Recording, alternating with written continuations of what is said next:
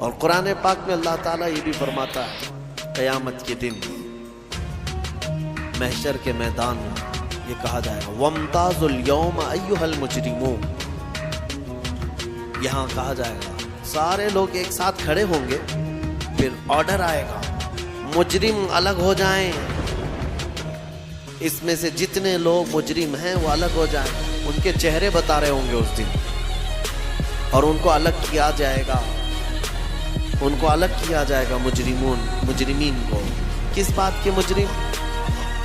اللہ تعالیٰ فرماتا ہے الم اعہد الیکم یا بنی آدم الا تعبدوا الشیطان، پھر رب تبارک و تعالیٰ کا جلال ہوگا اس دن، اور پھر رب تعالیٰ کی ہیبت طاری ہوگی بندوں پر، خشیت ہوگی، فرمائے گا مولا کیا میں نے تم سے یہ نہیں عہد لیا تھا کہ اے آدم کی اولاد کے شیطان کی پرستش نہیں کرو گے، اس کے پیچھے نہیں جاؤ گے، انہ لکم عدو مبین، بے شک وہ تمہارا کھلا ہوا دشمن ہے، کیا میں تم سے یہ وعدہ نہیں لیا تھا ان اعبدونی کہ تم میری عبادت کرو گے، ھذا صراط مستقیم، یہی سیدھا راستہ ہے، پھر تم کیسے بہک گئے؟ یہ جتنے غیر اللہ کی عبادت کرتے ہیں سب کے سب اس دن الگ کیے جائیں گے، سب کے سب الگ، کفار و مشرکین جو بھی اللہ کے سوا عبادت کرتے تھے قیامت کے دن سب کو ایک طرف کر دیا جائے گا، اور رب تبارک و تعالیٰ ان سے فرمائے گا کیا میں نے تم سے یہ وعدہ نہیں لیا تھا کہ دنیا میں جاؤ گے تو میری عبادت کرو گے، شیطان کی پرستش نہیں کرو گے؟ پھر اللہ تعالیٰ فرماتا افلم تکونوا تعقلون، کیا تمہیں عقل بھی نہیں تھی؟ کیا تم عقل نہیں رکھتے تھے؟ سچ بات ہے میرے عزیزو، عقل رکھنے والا یہ چھوٹی چھوٹی چیزوں کو خدا کیسے بنا لیتا ہے؟ خدا کا جو تصور ہے وہ دنیا میں سب سے بڑا ہونے کا تصور ہے، بھلا چوہا کیسے خدا بن گیا؟ ایک چھوٹی سی مٹی وہ کیسے خدا بن گئی؟ جس کو تم ہاتھوں سے گوندتے ہو، پیروں سے کھندلتے ہو، پھر وہ تمہارا خدا کیسے بن گیا؟ افلم تکونوا تعقلون، اللہ فرماتا کیا تم عقل نہیں رکھتے، عقل سے کام نہیں لیتے؟ خدا کا جو تصور ہے وہ ایسا ہونا چاہیے کہ اس سے بڑا کوئی نہ ہو، دنیا میں اس سے بڑی طاقت کسی کی نہیں، وہ اللہ جس کے بارے میں ہم عقیدہ رکھتے ہیں کہ وہ قادر مطلق ہے، کسی کا محتاج نہیں، اور وہ سب سے بڑا ہے، سب سے بڑی طاقت والا ہے، یہ ہمارا عقیدہ ہے۔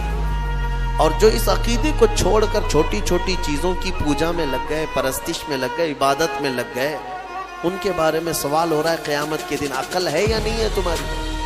عقل سے کام لیتے ہو کہ؟ حتیٰ کہ میں آپ کو بتاؤں مصر کی سرزمین میں ہم جب رہتے وہاں کے لوگوں نے اس طرح کی پتھروں کی عبادت یا دوسروں کی عبادت انہوں نے دیکھا نہیں، ماحول پورا اسلامی ہے، بچپن سے مسجدوں کو دیکھا، اللہ کی عبادت، وہاں دو ہی قومیں ہیں، یا مسلمان ہیں یا عیسائی ہیں، عیسائی بھی جو ہے خدا کی عبادت کرتے ہیں، یہ اور بات ہے کہ وہ عیسیٰ علیہ السلام اور حضرت بی بی مریم کو شریک کرتے ہیں، لیکن وہ بھی خدا کو مانتے ہیں، کتاب ان کے پاس بھی، مسلمان ہیں، دو ہی کمیونٹی وہاں پر پائی جاتی ہے۔ تو کبھی کبھار کوئی عام آدمی بھی عرب کا ٹیکسی چلانے والا ہم سے حالات پوچھتا تھا ہندوستان کے، اور پھر یہاں کے بارے میں جب ان کو معلوم ہوتا ہے کہ درخت، پتھر، مٹی، بلی، چوہا، ساری چیزیں عبادت کے لائق سمجھی جاتی ہیں، تو ایک منٹ کے لیے شوق ہو کر رک جاتے تھے، اور پہلا ان کا سوال یہ ہوتا تھا ما عندهم مخ، سب سے پہلا یہ سوال کرتے کیا ان لوگوں کے پاس کھوپڑی نہیں ہے؟ کھوپڑی ہے یا نہیں ہے؟ تو یعنی ایک عقل رکھنے والے کے لیے تعجب کی ہی بات ہے کہ میرے سے کمزور میرا خدا کیسے ہو گیا، جس کو میں جب اٹھا رہا ہوں۔ ایک صحابی ہے حضور پاک صلی اللہ تعالیٰ علیہ وسلم کی بارگاہ میں آئے اور کہتے ہیں یا رسول اللہ صلی اللہ علیہ وسلم، زمانے جاہلیت کے جب آپ ایمان نہیں لائے تھے کچھ کام ایسے ہیں، ایک کام مجھے یاد آتا ہے تو بہت روتا ہوں، اور ایک کام ایسا ہے وہ یاد کرتا ہوں تو ہنستا ہوں۔ حضور پاک صلی اللہ علیہ وسلم نے پوچھا وہ کون سے؟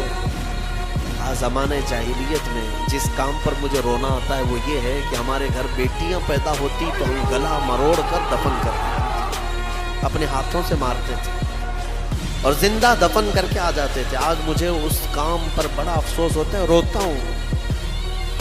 एक एक ने 5-5 बेटियां दफन की, अपने ही घर में पैदा होने वाली बच्चियों।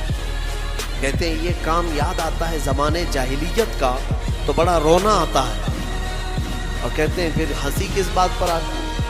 वो कहते हैं हम ज़माने जाहिलियत में हमारे जो खुदा होते थे, आटे के खुदा हम बनाते थे जब कभी सफ़र में जाना होता था। और हर एक का अलग, हवा का अलग था, बारिश का अलग था, धूप का अलग था, ज़मीन का अलग, आसमान का अलग, बीमारियों से सही करने वाला अलग, सबके अलग अलग थे।